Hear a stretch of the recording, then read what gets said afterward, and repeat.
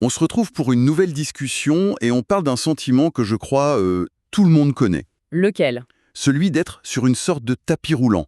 On travaille dur, on fait tout bien, et pourtant, rien ne bouge. Le décor ne change jamais. Ah oui, l'impression de pédaler dans le vide. C'est une frustration quasi universelle, en effet. Exactement. Et c'est frustrant. Et les sources qu'on analyse aujourd'hui, elles suggèrent que le problème, ce n'est pas l'effort.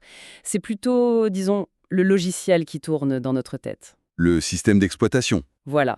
L'idée, c'est pas de donner 3 astuces pour gagner plus, mais vraiment de proposer une mise à jour complète de ce système d'exploitation financier. Et pour ça, on a une série de documents qui décortiquent une stratégie assez fascinante. De quoi il s'agit au juste? Alors, on va plonger dans une méthode qui s'appelle les 3 étapes et 13 paliers vers l'indépendance financière. Ok.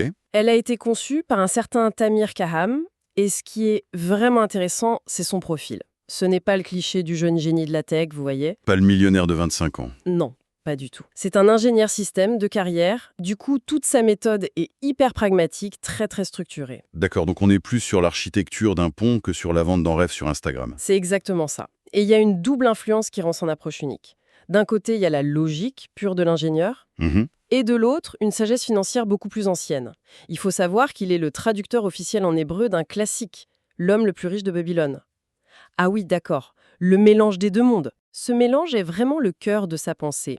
Aujourd'hui, on va se concentrer sur la toute première étape, les fondations, qui reposent sur 2 piliers essentiels. Parfait. Mais avant même d'attaquer ce premier pilier, les sources insistent sur un point. Une distinction fondamentale que la plupart des gens ignorent. Oui, et c'est le point de départ absolu. C'est la différence capitale entre l'indépendance financière, qu'on va appeler IF, IF, d'accord. et la richesse. Ce ne sont pas du tout des synonymes.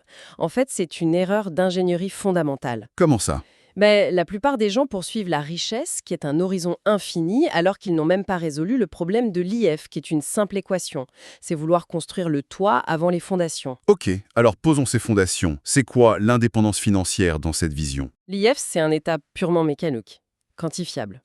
C'est le moment précis où les revenus passifs. Donc l'argent qu'on gagne sans échanger son temps. Exactement. L'argent qui rentre, en dormant, pour faire simple, c'est quand ces revenus passifs couvrent ou dépassent les dépenses de vie mensuelles. C'est un problème d'ingénierie. C'est la ligne d'arrivée. Et la richesse alors? Par opposition. La richesse, c'est ce qui peut venir après. C'est l'abondance, le surplus. Mais les sources la décrivent comme une cible vague, mouvante. Le but premier, c'est l'IF. D'abord, on sécurise son temps et sa liberté. Ensuite, seulement ensuite, on peut s'attaquer au problème de l'abondance. C'est une clarification essentielle. Ça nous amène donc au premier palier. Et là, les sources commencent avec une phrase assez directe. Ah oui. Le problème n'est pas que vous manquez d'argent. Le problème est que vous pensez comme un employé. C'est un peu brutal, non? C'est brutal, mais c'est le diagnostic de base. Toute la stratégie repose sur une formule très simple. Identité, comportement, résultat. Et on essaye toujours de changer le comportement. Voilà, on essaie d'épargner plus, de dépenser moins, sans jamais toucher à l'identité. C'est comme essayer d'installer Photoshop sur un PC qui tourne sous Windows 95. Le système d'exploitation rejette le programme. Ça ne peut pas marcher. D'accord. Alors quels sont ces 2 systèmes d'exploitation que les sources opposent? D'un côté, il y a la mentalité de l'employé. L'équation, c'est temps égale argent. La sécurité est liée au salaire. On arrête de travailler, l'argent arrête de rentrer. C'est un piège linéaire, comme ils disent. Même pour quelqu'un qui gagne très bien sa vie. Même pour un PDG, oui. Parce que tout le système repose sur un point de défaillance unique, la personne elle-même. Et l'alternative? Ce nouveau système d'exploitation, c'est la mentalité du propriétaire d'actifs. Là, l'équation change complètement. Système égale argent, plus le temps. Non. La sécurité ne vient plus du temps vendu, mais de la possession d'actifs qui génèrent des revenus. Le focus, c'est de construire ou d'acquérir des systèmes qui travaillent pour soi. Le mot système, ça peut paraître un peu... Intimidant. Ça veut dire qu'il faut forcément monter une grosse entreprise. Non, et c'est un excellent point. Un système, ça peut être un portefeuille d'actions à dividendes, un bien locatif, même un simple e-book en vente en ligne. L'idée, c'est de déconnecter le revenu du temps. D'accord. L'histoire du créateur de la méthode Tamir Karam en est le parfait exemple. À 45 ans, il est ingénieur salarié, il lit un livre, et là, déclic. Mais rien de changé extérieurement. Rien. Il est assis au même bureau, mais en interne, son système d'exploitation a été mis à jour. Il ne se demande plus comment obtenir une augmentation, mais Quel système puis-je construire? C'est une vision séduisante, mais quand on a déjà la tête sous l'eau pour payer les factures, comment on trouve l'énergie mentale pour construire des systèmes? C'est la crainte la plus légitime. Et c'est là que les sources proposent un recadrage psychologique qui est, à mon avis, le plus puissant de la méthode. Ah oui, Il ne s'agit surtout pas de démissionner. Ce serait un suicide financier selon leurs termes. L'idée, c'est de cesser de voir son employeur comme un patron et de le voir comme son premier et plus important client. ah, c'est contre-intuitif ça. On nous apprend que l'employeur, c'est la sécurité, le voir comme un simple client. C'est un changement purement interne. On ne le dit pas à son patron, bien sûr. C'est une posture mentale. Le salaire devient quoi dans ce cas? Ce n'est plus une récompense. C'est le capital de départ que ce client nous verse pour qu'on puisse, sur notre temps libre, construire notre propre machine financière. Le travail devient un moyen stratégique. Ça inverse tout. Pour rendre ça concret, il y a l'exemple de la prime de 5 000 euros. Oui, le test décisif. Personne A, mentalité d'employé. Elle reçoit 5 000 euros. Pour elle, c'est une récompense. Donc elle la consomme. Vacances, télé. Le capital est détruit. Exactement. Retour à la case départ.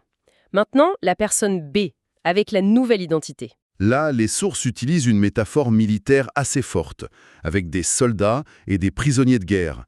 Ce n'est pas un peu anxiogène de voir l'argent comme ça? C'est une lecture possible, mais l'idée derrière, c'est le déploiement stratégique, pas l'agression. La personne B voit ces 5 000 euros comme des ressources, des soldats à envoyer en mission. C'est-à-dire qu'elle les investit. Voilà. Et le revenu que cet investissement génère, les dividendes, les intérêts, ce sont les prisonniers de guerre que ces soldats ramènent. Le capital n'est pas détruit, il se multiplie. Même somme, deux identités, deux destins financiers. C'est ça. D'accord. Mais une identité, c'est fragile. Surtout une nouvelle. Comment on s'assure de ne pas retomber dans ses vieilles habitudes? C'est un point crucial. L'identité a besoin d'être protégée, nourrie. On en parlera un peu plus tard. C'est une sorte de système immunitaire. Mais avant ça, il faut donner une direction à cette nouvelle identité. Oui, on a changé de logiciel. Mais un ordinateur tout neuf, sans destination programmée, il ne va nulle part. C'est l'analogie parfaite. Et c'est là qu'intervient le deuxième palier. Un objectif vague comme être libre ou être riche, c'est inutile. D'ailleurs, les sources qualifient l'objectif le plus d'argent possible de Deux, recette pour une anxiété sans fin. Parce qu'il n'y a pas de ligne d'arrivée. Si le but est plus, on n'a jamais assez. alors comment on définit une destination qui soit à la fois inspirante et concrète? La méthode propose un exercice de vision très contre-intuitif. Il ne s'agit pas de s'imaginer sur un yacht. Non. Non. Il s'agit de définir son mardi typique idéal. Son mardi. Son mardi. À quoi ressemblerait une journée normale, ordinaire, mais profondément satisfaisante si l'argent n'était plus le moteur des décisions? Je ne suis pas certain que mon mardi typique, idéal, contienne beaucoup de réunions. L'idée, c'est vraiment de se concentrer sur l'ordinaire, pas l'extraordinaire. C'est tout à fait ça. On ancre le rêve dans une réalité tangible. Et une fois que cette vision est claire, on peut faire quelque chose de très puissant. On peut lui attribuer un coût mensuel. Combien coûte ce mardi idéal répété sur un mois? Exactement.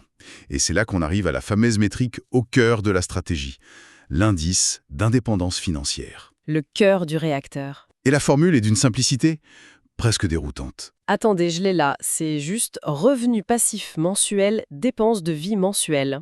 C'est tout. C'est tout. Pas de calcul de patrimoine, de valeur nette, juste ça, ça. Pourquoi c'est si puissant si c'est si simple? C'est une question de psychologie cognitive. Un objectif classique comme « il me faut 2 millions pour ma retraite », les sources appellent ça un monstre. Un monstre, oui. Ça paralyse. Le chiffre est si énorme qu'il semble inatteignable. Le cerveau procrastine ou abandonne. C'est vrai que ça semble être une montagne sans chemin. Alors qu'un objectif mensuel du genre « je dois générer 4 000 euros de revenus passifs par mois », Le coût du mardi idéal, et c'est un problème que le cerveau peut découper et résoudre. S'il n'est plus un monstre, c'est un défi d'ingénierie. On peut se demander « ok, comment je génère les 100 premiers euros ?» Ça devient gérable. Et cet indice, ce ratio, il a un autre avantage, il transforme le parcours en une sorte de jeu. C'est la gamification appliquée aux finances. Atteindre un indice de 1.0, soit 100% d'indépendance, ça peut prendre des décennies. C'est décourageant. Oui. Mais passer d'un indice de 0,10 à 0,12, donc de 10% à 12% de ses dépenses couvertes, ça peut se faire en quelques mois. Chaque petite progression est une victoire mesurable. Un petit coup de dopamine qui entretient la motivation. Exactement. On ne regarde plus le sommet, on se concentre sur le prochain pas. C'est beaucoup plus clair. Donc on a la mise à jour de l'identité et la destination. Mais vous disiez tout à l'heure que cette nouvelle identité avait besoin d'être protégée. Oui. C'est là qu'intervient le fameux palier 13 qui n'est pas vraiment le dernier, c'est ça? Exactement. Vous avez anticipé. Le palier 13, c'est apprentissage ciblé et continu. Et il n'est pas présenté comme une étape finale, mais comme un processus qui tourne en parallèle du début à la fin. C'est le système de maintenance du palier 1. C'est l'antivirus qui protège en permanence votre nouveau système d'exploitation. Un antivirus contre quoi exactement? Contre le monde extérieur, la pub, la pression sociale, la culture de la consommation, tout est conçu pour nous ramener à la mentalité de l'employé. Travaille plus, gagne plus, dépense plus. Voilà, l'apprentissage continu, lire, écouter des discussions comme celle-ci, c'est le carburant qui nourrit l'identité de propriétaire d'actifs. Sans ça, elle s'atrophie. Parfait. Si on résume, c'est un peu comme la séquence de lancement d'une fusée. D'abord, on met à jour l'ordinateur de bord, l'identité. Oui, Ensuite, on entre les coordonnées précises de la destination, la vision, et l'indice d'IFE. Et on s'assure que le bouclier thermique, l'apprentissage, est activé. c'est une excellente analogie. Et pour que ça ne reste pas théorique, les sources proposent 2 exercices très concrets. Ah, intéressant. Le premier, c'est un exercice mental sur 7 jours. Chaque fois qu'on se surprend à penser en employé, du genre « j'aimerais avoir une augmentation », on reformule en question de propriétaire. Comment ceci pourrait devenir un système qui génère de l'argent? Juste pour créer le réflexe. Voilà. Et le deuxième exercice, Qui me semble un peu plus difficile. c'est un exercice d'honnêteté radicale. Calculer son indice d'IFE actuel, ce mois-ci. On prend ses revenus passifs du mois dernier, même si c'est 2,50 € d'intérêt. Et on les divise par ses dépenses réelles. Le résultat sera sûrement un chiffre très petit, 0,01, quelque chose comme ça. Et c'est peut-être douloureux. Oui, je pense que pour beaucoup, voir noir sur blanc qu'on est à 1% ou 2% de son objectif, ça peut être un choc. Absolument. Mais c'est le point de départ. On ne peut pas tracer une route sur une carte si on refuse de mettre une épingle sur sa position actuelle. Ce chiffre n'est pas un jugement. C'est une coordonnée GPS, C'est la seule base saine pour construire la suite. c'est un point de départ clair. Et pour la suite de notre exploration, on s'attaquera à l'étape 2 avec des outils beaucoup plus tactiques, je crois. Oui, les prochains paliers sont très concrets. On y apprend à cartographier sa réalité financière, puis à construire un budget qui n'est pas un outil de restriction, mais un plan d'action aligné sur la vision du mardi idéal. Très bien. Pour finir, il y a une pensée dans les sources que je trouve particulièrement percutante. En effet, elle conclut en disant ceci. Avec chaque décision, on construit déjà un avenir financier. La seule question est la suivante. Le construit-on comme un employé, en espérant que le pilote automatique nous mène à bon port, ou le construit-on comme un ingénieur, en concevant méticuleusement une machine faite pour voler ?